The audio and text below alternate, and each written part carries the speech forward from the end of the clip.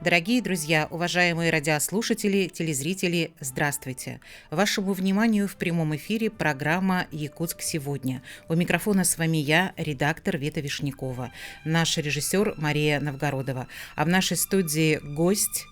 Я очень рада видеть этого человека, врач Эдуард Воробьев, врач-нейрохирург. Эдуард Александрович, здравствуйте. Здравствуйте. Я уверена, что рада вас видеть не только я, но и наши зрители, и наши слушатели рады вас слышать. Вы были в нашей студии зимой, и мы говорили о проблемах, связанных со спиной, о том, как помочь людям, которые столкнулись с болью в спине, с заболеванием, которое как-то нарушает нашу подвижность, с заболеваниями. И была очень активная обратная связь. В основном заинтересовал людей вопрос, что грыжа позвоночника, что ее можно безоперативно лечить, то есть не обязательно идти делать операцию, а можно как-то еще либо ее уменьшить, либо от нее избавиться. И поэтому сегодня мы тему выбрали «Грыжа позвоночника». Что с этим делать? Возможно, мы поговорим о причинах этого заболевания и, конечно же, поговорим о профилактике и о методах лечения, которые на сегодня доступны нашим горожанам. И есть альтернатива, и это очень приятно. Поэтому я рада вас сегодня, повторюсь, и видеть, и слышать. Спасибо большое, я тоже очень рад быть вашим гостем. До эфира мы собрали вопросы от наших потенциальных слушателей и зрителей, записали их, и если вы позволите, я прямо с них и начну, чтобы не терять время. Ну а для тех слушателей и зрителей, кто не успел задать свои вопросы до эфира, я назову телефоны прямого эфира 32 0066 и 32 11 66. Пожалуйста, звоните и задавайте свои вопросы о том, как нам беречь здоровье нашей спины. Первый вопрос такой. В народе бытует мнение, что грыжа – это удел грузчиков, пенсионеров, но я слышала, что она все чаще встречается у офисных сотрудников. Правда ли то, что грыжа позвоночника есть у каждого пятого, а протрузии у каждого третьего? Но грыжа позвоночника, она встречается достаточно часто, если мы смотрим данные эпидемиологических исследований, то есть исследования, которые изучают распространенность какого-то заболевания. Заболевания грыжами варьируются в пределах от 150 до 300 человек на 100 тысяч населения. Протрузии встречаются в 3-4 раза чаще. Также по работникам, офисные работники страдают чаще, но работники, представители тяжелого физического труда, они страдают гораздо более чаще. То есть, если мы говорим о позвоночнике, позвоночник, он не любит каких-то слишком больших нагрузок и отсутствие физической нагрузки. Нагрузки должны быть посередине, чтобы грыжа не образовалась. В случае тяжелой физической работы обычно образуется грыжа на фоне разрыва фиброзного кольца, то есть человек поднял что-то очень тяжелое. По данным исследований, если пациент поднимает очень часто грузы весом более 25 килограмм, у него вероятность образования грыжи увеличивается в 4-5 раз, и тогда происходит разрыв фиброзного кольца и грыжа образования. У офисных работников этот процесс протекает по-другому, на фоне гиподинамии, на фоне отсутствия движений возникает повышенная статическая нагрузка на диск, и он начинает потихоньку изнашиваться и постепенно образуется грыжа межпозвонкового диска. Грыжа – это какое-то как новообразование, да, которое помогает позвоночнику не распадаться совсем? Нет, между двумя позвонками есть диск, так называемый межпозвонковый диск, он обеспечивает функцию амортизации, функции движения, и когда вот этот вот диск изнашивается, в нем образуется дырка. И из этой дырки фрагмент ядра диска, то есть внутренняя часть диска, она выходит в позвоночный канал, там где идут нервы, сдавливается нерв, и у человека очень сильно начинает болеть там нога или спина, в зависимости от того, куда выйдет грыжа. Я еще слышала, что грыжи больше всего подвержены образованию грыжи люди с лишним весом, что вот наша спина страдает, когда, допустим, лишний вес откладывается впереди на животе там, да, или вот на ягодицах, что это дополнительная нагрузка, и тогда уже, если у человека лишний вес, тогда он уже в зоне риска, что у него, скорее всего, грыжа появится. Так ли это? Потому что ведь грыжа бывает и у стройных людей, и тогда нельзя так сказать, что все люди с лишним весом подвержены, или можно все-таки? По данным исследований есть заключение о том, что если индекс массы тела выше 25, то вероятность развития грыжи, она достаточно высокая. То есть изучали пациентов, да, и у которых был повышенный индекс массы тела, было ожирение, у них грыжи достаточно чаще встречались, но также грыжи встречаются и у стройных худых людей. Да. Тут предрасполагающим фактором является не только вес, да, или наличие какой-то физической или отсутствие физической активности. По данным современных исследований есть 49 генов, которые обуславливают наличие прочности соединительной ткани, то есть и доказанный факт, исследованием доказано, что если есть определенные гены, то у человека будет чаще диагностироваться грыжа, и вот эти вот генетические факторы, они даже передаются по наследству, то есть если у родителей там были грыжи дисков, да, вероятность того, что у детей или у близких родственников будет грыжи диска, она достаточно высокая. Даже если ребенок будет следить за своим здоровьем, будет физически в меру активен? Или он просто как рискует больше? Это группа риска, то есть это не обязательно то, что 100% появится грыжа, но если будут какие-то факторы, которые предрасполагают к появлению грыжи, да, ну, та же работа там с тяжелым физическим трудом или низкая физическая активность, повышенный индекс массы тела, то тогда, конечно, вероятность того, что будет у такого человека с предрасполагающими генами появляться грыжа диска, она существенно выше, чем у обычного человека. Надо же, как все по наследству передается, да? Да. Я вчера начиталась вот информации про то, откуда берется грыжа, что с этим делать, какие вот вообще есть симптомы. И у меня у самой побаливает поясница. И поскольку у меня есть лишний вес, вот он больше у меня вот здесь вот в зоне живота, да, располагается, я тогда могу, в принципе, да, уже как-то беспокоиться, что, возможно, у меня есть грыжа, хотя у меня каких-то сильных болей нет. Вчера я встала на беговую дорожку и пошла почти 30 минут. И сегодня я дошла до остановки, абсолютно не чувствуя никакой боли в спине. Это может так быстро выправляться. Вот, допустим, если я в зоне риска, поскольку у меня есть лишний вес, у меня есть некоторые боли в пояснице, и я вот сейчас, например, начну, да, регулярно ходить посильно, да, в своей скорости, в своем темпе, и у меня могут эти боли пройти. Тут важно понимать то, что не все боли в спине, они связаны с наличием грыжи межпозвонкового диска или с наличием протрузии в спине. Может болеть там связки, могут болеть фасеточные суставы, могут болеть мышцы, могут болеть. То есть причин возникновения боли в спине на самом деле достаточно много.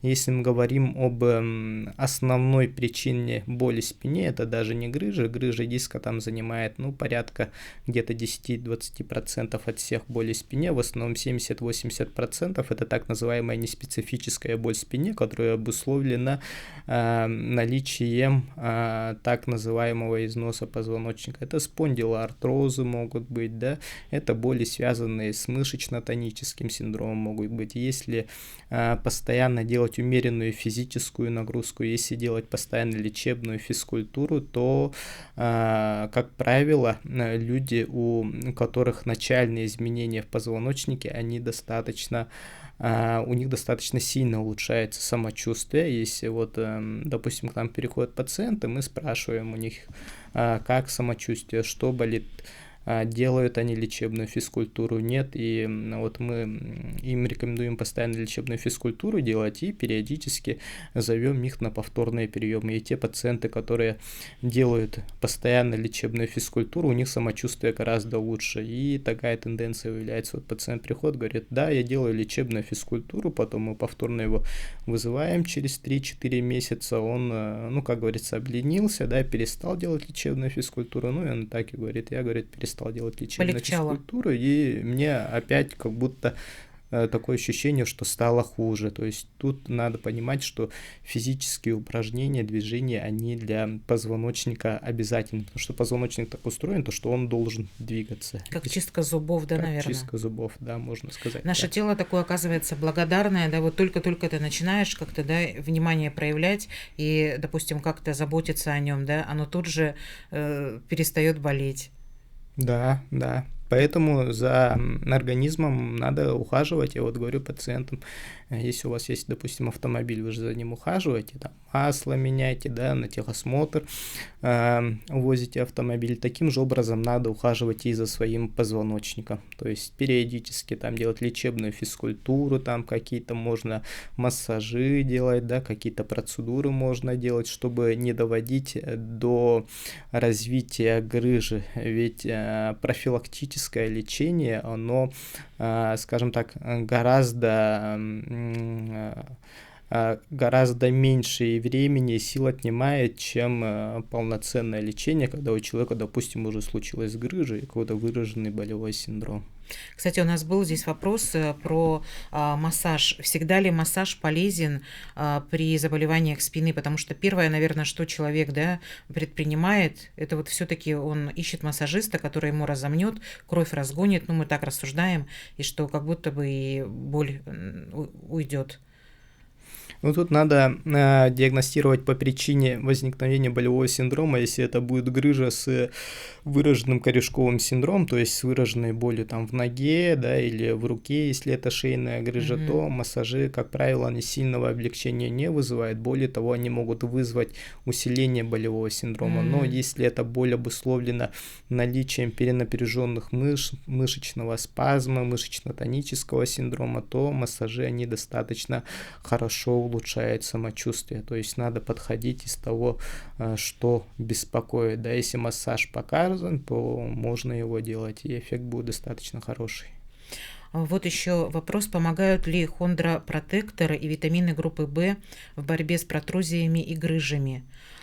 Что действительно помогает их избежать. Мы, кстати же, часто вот идем и приобретаем, да, какие-то БАДы, которые вот как будто бы укрепляют наши кости, или, может быть, не как будто бы, на самом деле укрепляют. Или это мы так самообманываемся? По данным научной литературы, если мы говорим об хондропротекторах, чтобы они восстановили там грыжу диска или протрузию, к сожалению, такого нету, но в больших дозах они вызывают противовоспалительные эффекты, поэтому, когда человеку назначает хондропротекторы, он начинает лучше себя чувствовать. Лучше заменить БАДы лечебной физкультурой, умеренной физической активностью, тогда эффект будет намного больше, чем просто прием препаратов. А лечебная физкультура, вы имеете в виду, это обычная зарядка или это какие-то упражнения именно на растяжку? Нет, это специальные упражнения, там по специальным упражнениям достаточно много, например, при болях в спине в основном рекомендуют технику Маккензи, да, и она достаточно хорошие результаты дает, но это если проблемы со спиной достаточно выраженные. Если мы не говорим об лечебной физкультуре, но можно, например, в спортзале там большую тройку могила пробовать, тоже это достаточно хорошее упражнение для укрепления мышечного корсета позвоночника, то есть мышц живота, боковых мышц. Это какой тренажер? Это когда такие блины поднимают? Нет, это упражнения специальные, которые были именно разработаны для пациентов с больной спиной. Там коврик условно, и на коврике пациент занимается со своим весом. Если такой возможности нету, да, не у всех бывает возможность, то достаточно обычной физической активности. То есть стараться длительно не сидеть, стараться ходить пешком, не менее 40 минут в день. минимально, и делать зарядку по утрам хотя бы так, ну тогда уже будете чувствовать себя лучше. Вот в спортзалах обычно пользуется спросом тренажер, когда сверху ты тягу тянешь вот так вот сюда на плечи, такой тренажер, и добавляешь вес себе. На самом деле ли он очень полезен для спины? Он вроде бы достаточно простой. На вдохе, получается, ты поднимаешь руки, и на выдохе ты опускаешь вес к плечам. Это упражнение действительно настолько эффективно, насколько оно просто в исполнении. Если мы говорим об человеке со здоровым позвоночником, ну, то есть он перешел в спортзал, и у него там ничего не болит, да, то упражнения с тягами и так далее, они достаточно, на самом деле, эффективные, да, для укрепления мышечного корсета. Но если мы говорим об пациенте с грыжей, да, у которого есть грыжа или у которого была грыжа в анамнезе раньше, то упражнения надо подбирать, конечно, с тренером, чтобы избежать опасных упражнений. Например, если мы говорим о пациенте с грыжами, если он будет там делать становую тягу 120 килограмм, да, или даже 150 килограмм, то вероятность того, что со временем при выполнении вот этого упражнения грыжа появится, да, или повторно выйдет, она достаточно высокая. Тогда тренер, который работает в спортзале, да, вот на таких тренажерах там показывает, он обязан просто спросить о состоянии здоровья того, кого будет тренировать.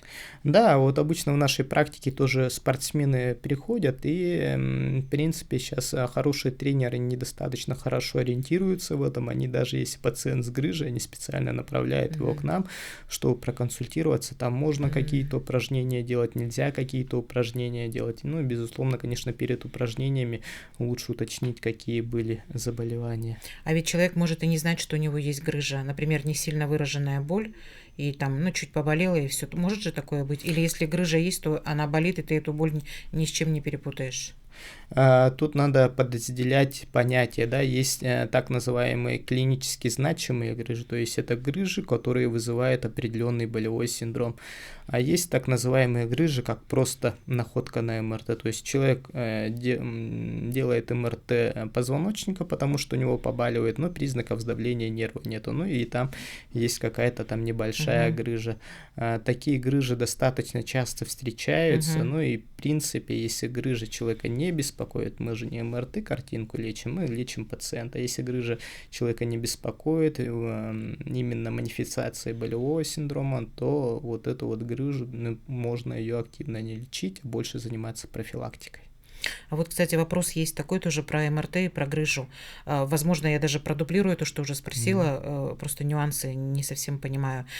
Вот парадокс, спрашивает слушатель или зритель. На МРТ у человека есть грыжа, а он отжимается на руках и чувствует себя отлично. А у второго протрузия, но он лежит пластом. Почему так? Ну, тут надо понимать то, что позвоночный канал свои особенности имеет. Посередине он широкий, а сбоку он узкий, и там выходят нервы. Если, допустим, грыжа выскочила в позвоночнике в самом широком месте, или у человека от рождения позвоночный канал широкий, бывает там широкий позвоночный канал, бывает врожденный анатомически узкий канал, и характер заболевания у этих пациентов, он протекает, скажем так, с большой разницей. Вот вы правильно говорите, у кого-то грыжу обнаружили, этот человек говорит: да, у меня грыжа есть, но особо ничего не беспокоит. Обычно это, как правило, срединные грыжи, которые не сдавливают нервы. А бывают протрузии, которые выскочили в узком месте, где выходит нерв. Это так называемые фораминальные стенозы, когда нерв выходит из позвоночника в очень узком месте, которое составляет там 3-4 мм. И если в таком узком месте выйдет грыжа или боковая протрузия, достаточно 2-3 мм, чтобы нерв сдавился, и будет очень сильная боль. Получается, что все боли от того, что нервы сдавливаются.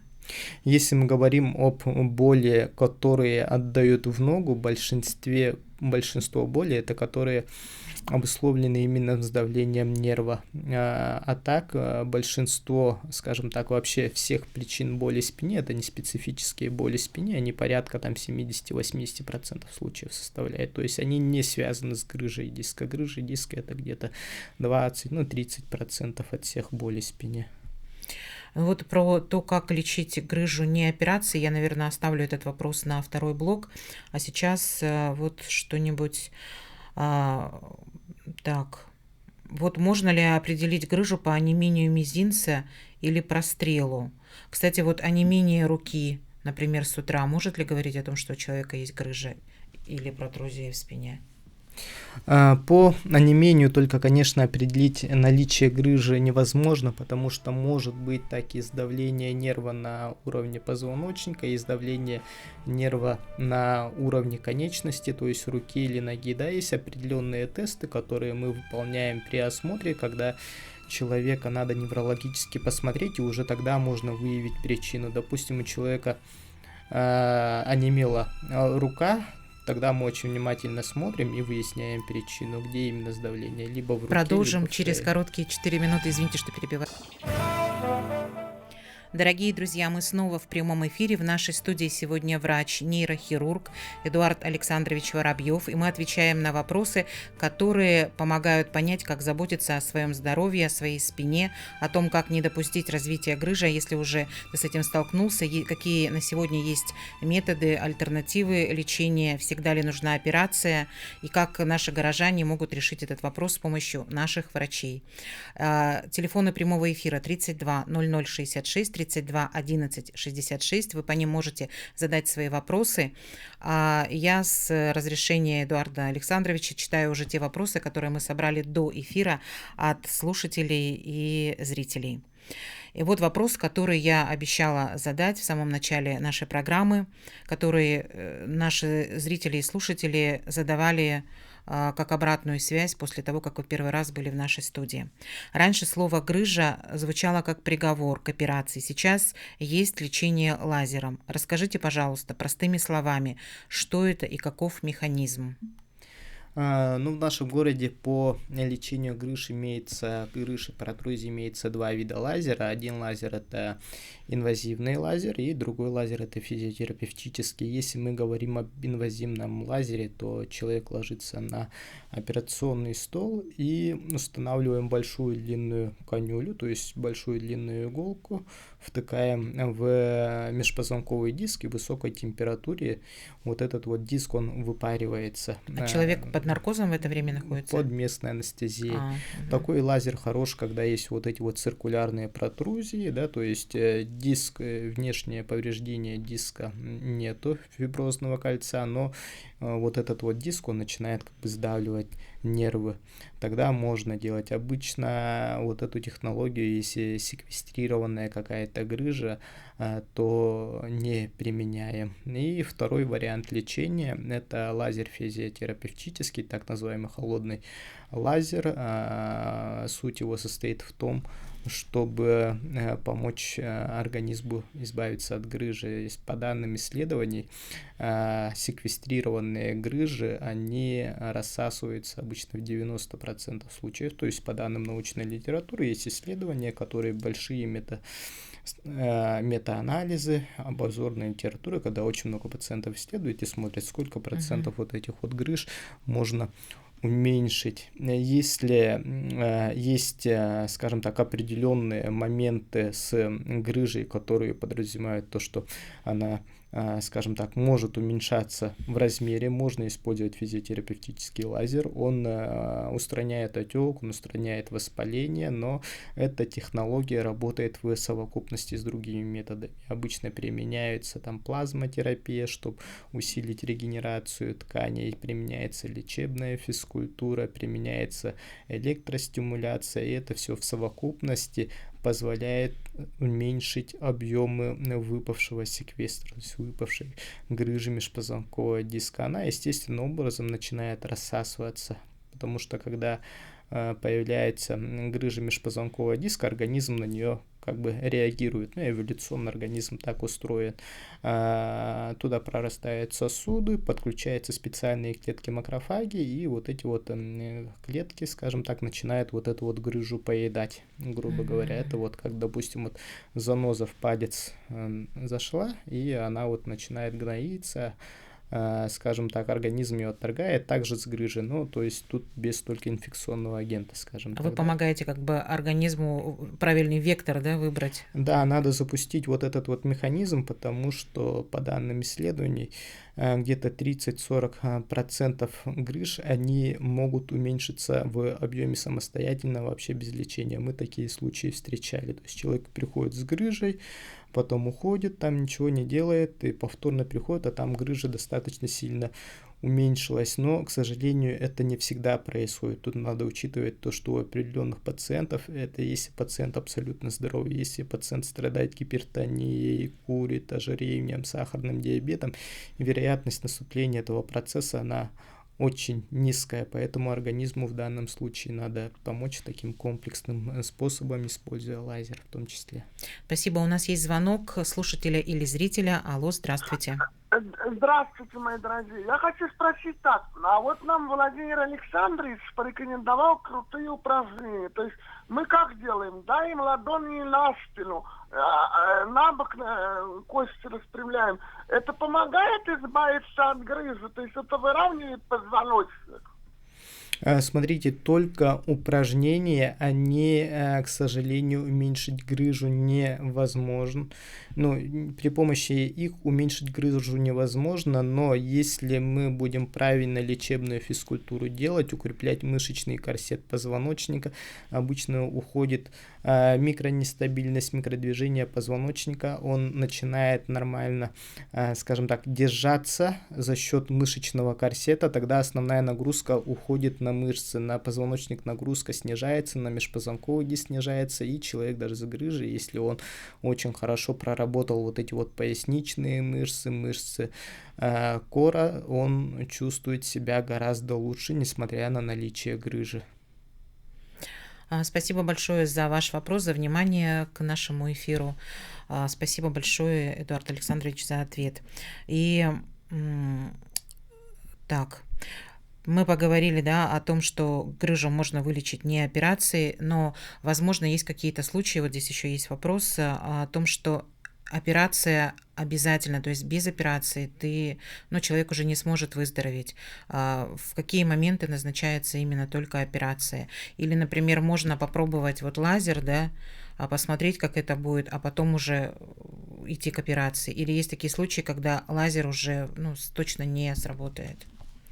Ну, тут надо сказать то, что, к сожалению, все 100% пациентов лечить консервативно невозможно, все равно какой-то процент пациентов требует хирургического вмешательства. Есть неотложные показания хирургии, плановые. Неотложные показания – это когда присутствует опасность инвалидизации, то есть когда мы пациента смотрим, принимаем, есть так называемые красные флаги. То есть что это такое в отношении грыж дисков? Это наличие седловидной анестезии, то есть человек перестает чувствовать в области ягодиц, это наличие нарушений мочеиспускания, человек не может мочиться или не может сходить по большому, или когда у человека отнимаются, то есть слабеют обе ноги, это называется острым каудальным синдромом. В таком случае об никаком консервативном лечении речи быть не может, таких пациентов оперируем экстренно по скорой помощи. То есть, если такая ситуация случилась, надо вызвать скорую помощь, и уже пациент поступает в нейрохирургию, и мы днем и ночью таких пациентов сразу оперируем безотлагательно. У этой группы пациентов возможности консервативного лечения, к сожалению, нету. А каким образом до такой степени человек смог дотянуть, что вот у него даже ноги отказали? Он не обратился вовремя, или это просто бывает вот так, болезнь раз, и все, вот эта грыжа такая огромная? Это зависит от размера секвестра и от длительности заболевания и от индивидуальных особенностей. Да, у кого-то, как я уже ранее сказал, канал узкий, да, и даже небольшая грыжа может вызвать сильное сдавление нерва. И если секвестр, скажем так, грыжа диска выпавшая, она достаточно большая, то есть вызывает абсолютный стеноз позвоночного канала, большой фрагмент выпал, то такие неврологические осложнения встречаются. Это обычно остро выпавшая грыжа из-за поднятия тяжестей у работников тяжелого физического труда, когда наступает разрыв межпозвонкового диска. А сумки, вот женщины наши российские, сумки тяжелые носят, это может быть таким, провокацией того, что грыжа? Но если мы по данным исследований смотрим, грыжа появляется у тех пациентов, которые поднимают веса выше 25 килограмм практически на ежедневной основе. Тогда возникает так называемая усталость диска, фиброзное кольцо надрывается, и потом все вот эти вот надрывы, повреждения фиброзного кольца приводят к формированию дырки в межпозвонковом диске и грыжеобразованию. Если мы говорим только об сумках, то, конечно, если ежедневно таскать сумки, то спина болеть будет, но достоверно к возникновению грыжи только сумки они вряд ли приведут. А есть ли какой-нибудь правильный механизм поднятия сумки? Вот, допустим, может быть, нужно как-то там согнуть руку в локте, там, да, или чуть-чуть, допустим, согнуть колени, там, когда ты что-то тяжелое поднимаешь. Но и женщины, кроме сумок, еще же и детей носят, поднимают, там, бывают разные ситуации, и ребенок уже достаточно большой, там, лет 5-6. Обычно, как правило, к нам приходят пациенты, мы их спрашиваем, да, в каком положении вот эта вот боль возникла. Если грыжа острая, как правило, говорят, то, что при поднятии какой-то большой тяжести, обычно это связано с поднятием тяжести согнутой спиной, и если согнутая спина, плюс имеется ротационное движение позвоночника, то есть человек согнулся, и плюс повернулся на бок, тогда нагрузка на межпозвонковый диск очень высокая. Если вот фиброзное кольцо диска, оно не очень крепкое, то тогда разрывается. Если поднимать тяжести, то лучше поднимать тяжести с прямой спиной, то есть не надо сгибаться в пояснице, надо присесть за счет коленей и с прямыми ногами поднять груз. Это то есть спина вот так должна быть? Да, если груз вот там выше 10-15 килограмм, да, то тогда уж лучше поднимать его с прямой спиной. И если ребенок, тогда нужно на его уровень, да, роста тогда присесть. Да, если большой ребенок, то, конечно, если это грудной ребенок, то можно как обычно поднимать. Если ребенок возрастом 5-6 лет, да, то лучше, конечно, сначала вот присесть и потом его поднять за счет ног, а не за счет движения корпуса. Но грудничков-то вообще мамочки вот так всегда все равно спину, да, наклоняют, сгибают. Да, носят. Конечно. У нас есть еще вопрос слушателя или зрителя. Алло, здравствуйте. Алло, здравствуйте. Представьтесь, пожалуйста. У меня вопрос такой. Вот если вот на грыжу операцию сделает, да, и после операции старого возраста человек через сколько восстанавливается? И может ли пройти у вас реабилитацию? Спасибо большое за вопрос. Отличный вопрос. Я тоже хотела об этом спросить, но потеряла нить. Когда уже есть, там, допустим, хронических заболеваний много, да, человек там, в преклонном возрасте, делаете ли вы операции, стоит ли делать такую операцию по удалению грыжи, да, и потом насколько шанс велик, что человек восстановится и вернется к нормальной жизни?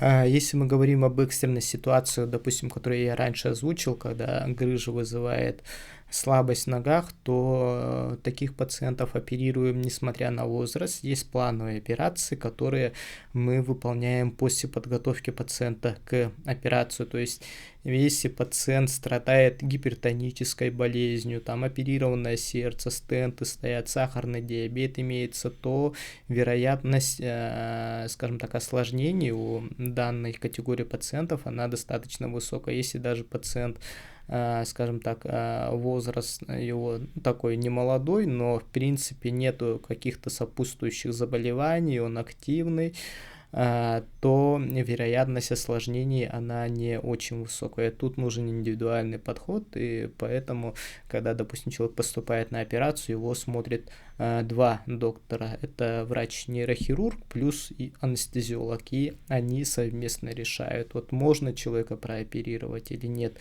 будет лучше от операции или есть риски возникновения нежелательных явлений, поэтому оперировать не надо. То есть вот два доктора будут принимать, как минимум два доктора будут принимать решение об необходимости проведения операции. Если мы говорим о послеоперационной реабилитации, в таких случаях, да, мы занимаемся реабилитацией, мы используем высокоинтенсивный магнит, мы используем электростимуляцию периферических нервов, чтобы после операции было максимально быстрое восстановление. Спасибо. У нас еще есть звонок слушателя или зрителя. Алло, здравствуйте. Здравствуйте. Здравствуйте. Слушаем вас. Я бы хотела узнать, у меня сын инвалидность имеет, ребенок 14 лет. В прошлом году, получается, он упал, у нас был перелом 7-8 дисков позвоночника. Он, получается, месяц-полтора полежали и с корсетом ходили. В итоге, после этого лечения, получается, у нас грыжа шморля образовалась. В итоге, что нам посоветуете сделать и ребенку 14 лет? Как я понял, была спинномозговая позвоночная травма, но в данной ситуации грыжи шморли — это те грыжи, которые выходят не в область позвоночного канала, где расположен спинной мозг, а появляется дырка, грубо говоря, в позвоночнике, и грыжа устремляется внутрь позвоночника. Обычно такие грыжи, они не опасны и не требуют хирургического лечения. Если молодого человека в данном случае ничего не беспокоит или беспокоит просто боль без слабости в ногах, то можно делать там лечебную физкультуру, бассейн, укрепление мышечного корсета позвоночника. Если уже беспокоит онемение в области живота, онемение ног, слабость в ногах, то тут, конечно, обязательно надо пройти магнитно-резонансную томографию и сходить к неврологу для начала. Спасибо. У нас еще вот есть вопрос, который, мне кажется, тоже важно его задать. В аптеках продаются разные корсеты. Кажется, надел и сразу полегчало. Но я слышала, что корсет – это наркотик для спины. Чем больше носишь, тем слабее мышцы и выше шанс грыжи. Так ли это? По поводу корсетов, есть исследования, которые подтверждают, что при острой боли корсеты помогают. Есть корсеты с пластиковыми вставками, есть корсеты с металлическими вставками, имплантами. Мы обычно как делаем? Если пациент приходит, мы смотрим. Обычно, если грыжа есть, то в каком-то положении, допустим, в чуть согнутом или в чуть разогнутом, человеку становится легче. Мы вот этот корсет моделируем, чтобы он был более индивидуальным и человеку становилось легче. Обычно корсет назначаем на несколько дней, да, на 5, на 6 дней можно, но постоянной носки, конечно, корсет не требует. Обычно корсет назначается только при выполнение какой-то физической активности. То есть пациент с грыжей, который лечится, он там хочет, допустим, полы помыть или еще что-то сделать, тогда, конечно, корсет надо носить. Если человек просто ходит пешком, да, или вышел в магазин, то корсет носить не надо. А при поднятии тяжести, может быть, корсет тогда тоже неплохая идея? При поднятии тяжести корсет нужен, конечно. Да? То есть, если, допустим, даже у человека нет никаких, да, пока там проблем со спиной, но чтобы сберечь себя как профилактика, если он знает, что ему нужно поднять тяжести, и как мужчине, и как женщине, да, то лучше тогда воспользоваться корсетом. Нет, если спина в принципе не беспокоит, в плане профилактики корсет носить не надо. Не надо, только когда беспокоит. Да, только когда беспокоит или если есть грыжа. Огромное вам спасибо, Эдуард Александрович, за такой полезный разговор. Я уверена, что многим мы помогли сегодня, и какая-то информация была для наших слушателей актуальна. Я благодарю вас, наших слушателей и зрителей, благодарю за внимание. Всем желаю, конечно же, здоровья и хорошего вечера. Спасибо большое.